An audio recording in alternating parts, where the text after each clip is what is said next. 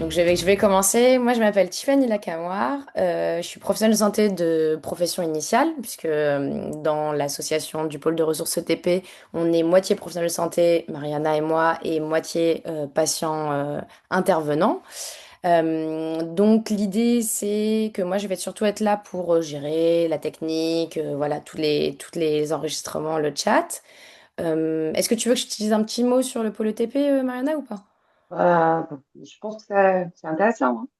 Donc le pôle ETP, donc Île-de-France, on est une association de loi 1901. On est financé à majorité par la RS Île-de-France pour développer les pratiques éducatives, surtout à destination de la ville ou en tout cas en prenant en compte le lien ville-hôpital. Et donc pour ce faire, on fait pas mal d'activités différentes, que ce soit des ateliers, des webinaires, une ressource tech en ligne avec un site internet accessible. Et on fait aussi des appuis personnalisés aux structures. Donc c'est un peu le sujet de la présentation d'aujourd'hui. L'idée, c'est que des équipes, des associations, des structures qui veulent développer des pratiques éducatives peuvent nous contacter. Et on met en place avec eux un appui personnalisé pour justement définir ensemble des objectifs et les accompagner dans l'atteinte de leurs objectifs éducatifs, de programmes ETP, etc. Voilà, pour faire court. Merci, Tiffany. Bon, moi, je suis Mariana Dorsta. Bonjour à tous, à toutes. Comme Tiffany a dit, je suis professionnelle de santé, aussi psychologue de formation, et on travaille au Pôle TP dans l'accompagnement, l'appui aux structures qui veulent développer des pratiques éducatives, des programmes BTP. Donc, merci déjà d'être présente aujourd'hui. Et si vous êtes là aujourd'hui, c'est probablement parce que vous vous posez des questions sur, par exemple, comment je commence, par où je commence si j'ai envie de développer des pratiques éducatives, monter un programme BTP, comment je structure ma démarche, avec qui je peux travailler. Enfin, l'objectif de ce webinaire, c'est justement de proposer quelques repères un peu concrètes. Comme Tiffany a dit, nous, au Pôle ETP, on peut appuyer, accompagner les équipes qui veulent développer de l'ETP et des pratiques éducatives, mais enfin, c'est pas que nous qui faisons ça en Ile-de-France. Donc, il y a aussi Corps d'ETP 95, il y a aussi les UTEP dans les établissements. Euh, et donc, aujourd'hui, on va partir dans les tours d'expérience de terrain pour illustrer très concrètement ce qui peut produire un appui, un accompagnement de PolyTP. Euh, on va accueillir Marion Lafaille, qui est pharmacienne au CH de Versailles. On a accompagné son équipe en 2024, hein. Ouais. Et donc, cet appui, juste pour faire un contexte, avant de te passer la parole, Marion, euh, cet appui, il s'inscrivait, si je me rappelle bien, il s'inscrivait dans une dynamique de structuration de l'offre des TP au sein de l'hôpital et avec des enjeux de coordination de cette offre sur le territoire et de développement d'une dynamique territoriale en lien avec les différents acteurs et aussi avec les patients. Donc, l'idée, c'est que Marion, elle puisse partager avec vous c'est que cet appui, cet accompagnement de pouvoir l'a permis de faire évoluer pour l'équipe et où est-ce que l'équipe est aujourd'hui. Euh, donc, je vais passer la parole à toi, Marion, pour qu'on puisse vraiment entrer dans les sujets. Juste une petite précision. Aujourd'hui, on va devoir, Marion, elle doit partir à 13h45. Donc, soit on peut finir avant, soit Marion peut partir et on reste si vous voulez encore continuer la discussion. OK? Voilà, c'est avec toi, Marion. Alors, bonjour à toutes. Donc, en effet, je suis pharmacien au centre hospitalier de Versailles et j'anime des ateliers d'éducation thérapeutique dans deux disciplines. Euh, mais c'est pas le sujet du jour parce qu'en fait, ce qui nous intéressait, c'était justement pas un accompagnement pour monter un projet d'éducation thérapeutique, mais plutôt la coordination au sein de notre établissement. Moi, je suis arrivée ici il y a 3 ans. J'animais déjà des ateliers dans un établissement précédent. Et quand je suis arrivée, je voulais savoir ce qui se faisait ici. Voilà, j'ai un petit peu tapé aux portes. Il y a plein de choses qui se faisaient, qui se font toujours. Euh, mais il n'y avait pas du tout de coordination et on ne savait vraiment pas ce qui se faisait au sein de notre établissement. On m'a demandé par la casquette ETP que j'avais ailleurs de travailler au niveau de notre territoire et dans notre GHT, à la coordination justement des programmes, la mutualisation éventuelle, etc. Et puis à moyen et plus long terme, la création d'une UTEP sur notre territoire.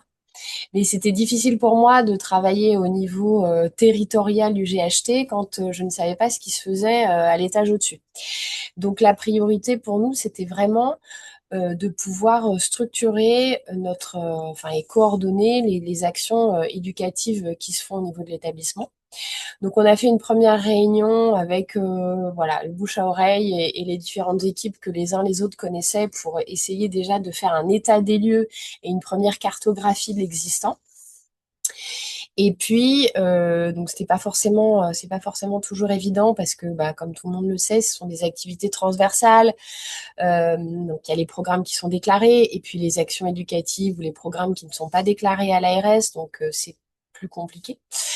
Bon, on a fait une première réunion et on ne savait pas trop dans quelle direction aller pour faire avancer ce projet et surtout avoir un groupe de coordination. Je connaissais déjà le pôle ETP pour y avoir, donc depuis 2017, pour y avoir fait des formations, 3 formations, super, gratuites et voilà. Et c'est vrai qu'on connaît tous les contraintes budgétaires, financières de nos établissements, donc c'est super de pouvoir se former grâce au pôle ETP. Et donc, je les ai contactés pour savoir quel type d'appui, d'aide le pôle pouvait nous proposer. Donc, en gros, ça s'est fait sur un an. Le premier contact a été fait en fin d'année 2023 au début 2024. On a mis en place un appui de coordination et puis la dernière réunion a lieu en décembre 2024. Donc voilà, donc ça s'est étalé sur un an. On a fait une première réunion justement pour expliquer notre problématique de coordination. On avait un petit groupe, un petit noyau de personnes motivées, intéressées. Alors, elles s'excusent, elles ne peuvent pas être, pas disponibles ce midi. Donc, je les représente. Et voilà, on savait pas trop dans quelle direction aller, comment continuer cette cartographie de l'existant, aller vers ce projet d'UTEP, travailler avec nos collègues du territoire. Et donc, c'est ce que nous a proposé le pôle ETP. Donc, suite à ce premier contact, on a rédigé sur un modèle d'appui une convention de coopération donc, qui a été signée par les deux parties et dans laquelle on détaillait les objectifs de cet appui méthodo. Et donc voilà, donc l'idée c'était vraiment de pouvoir développer et coordonner les activités d'éducation thérapeutique dans un premier temps à notre niveau local au sein de l'établissement et puis ensuite au niveau du territoire. Donc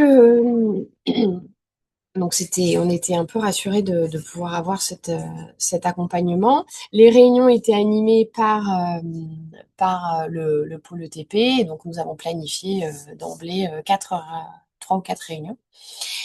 Et les objectifs qu'on avait déjà définis dans cette convention étaient donc pour nous de connaître et de faire connaître notre offre d'éducation thérapeutique, de pouvoir fidéliser les compétences, parce que c'est aussi une des problématiques qu'on rencontre souvent, et puis d'intégrer aussi des patients partenaires dans notre démarche.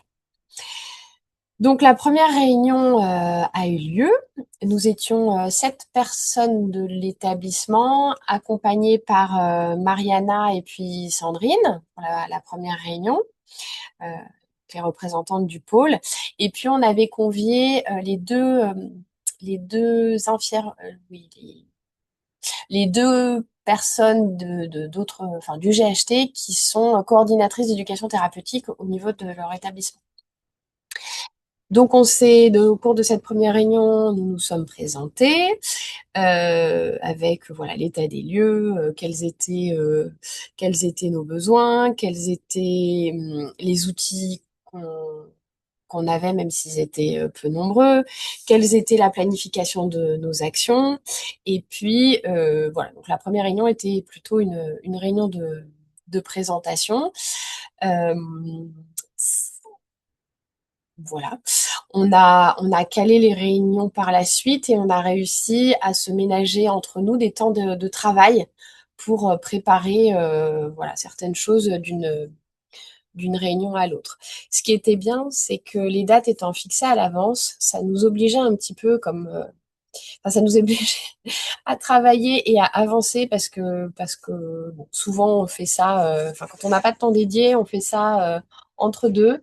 Et le fait d'avoir des impératifs nous a obligés à tenir ce calendrier et avancer sur notre problématique.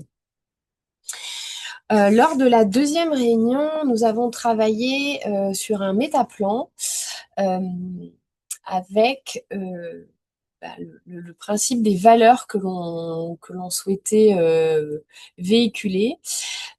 Au-delà de ces valeurs, on a défini des principes et de ces principes ont découlé des actions à mettre en place, donc à court et moyen terme. Donc voilà. Alors ce qu'on n'a pas forcément dit, c'est que cet accompagnement s'est fait en distanciel. Ça se passait très bien. Voilà, on n'avait pas besoin d'être, enfin, on ne s'est pas déplacé ni vous ni nous, étant donné la distance. Même si on est en Île-de-France, on est quand même assez éloigné. Voilà, donc au cours de cette deuxième réunion, on a travaillé bah, sur ce métaplan qui nous a vraiment permis par la suite, et on l'utilise encore, de se référer aux actions qu'on avait définies au départ, à court, moyen ou long terme. Au cours de la troisième réunion, on avait travaillé en parallèle, on a réussi à construire un annuaire des professionnels de santé de notre établissement, et puis on a fait une cartographie exhaustive des programmes existants et des actions éducatives existantes.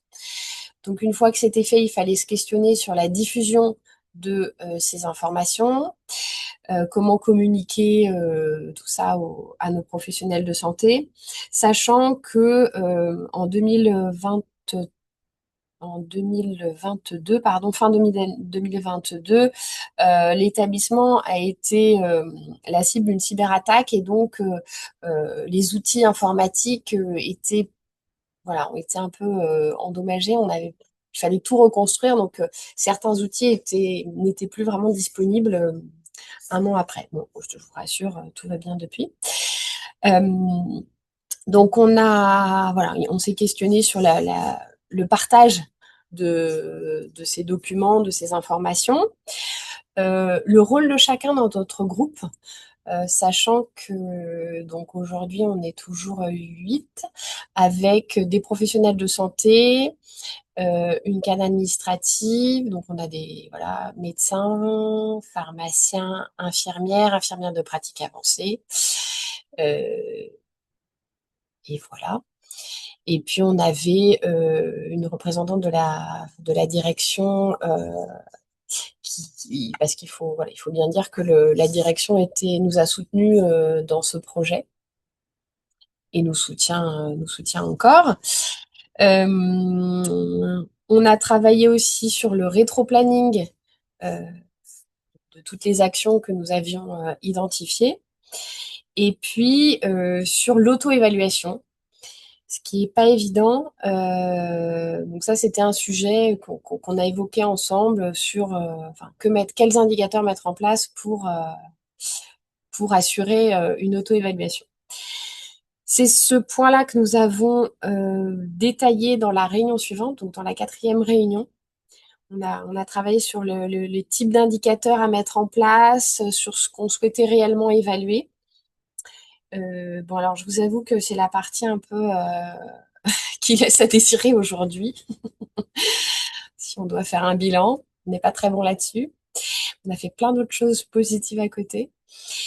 Et puis, au cours de cette 4e réunion, nous avons évoqué le séminaire que nous voulions mettre en place et donc qui a eu lieu 6 mois après, donc en juin 2025, l'année dernière. Donc, c'était une demi-journée qu'on a organisée dans le cadre de notre GHT, en faisant appel à toutes les personnes intéressées par l'éducation thérapeutique. Et l'idée, c'était vraiment de se connaître et se faire connaître.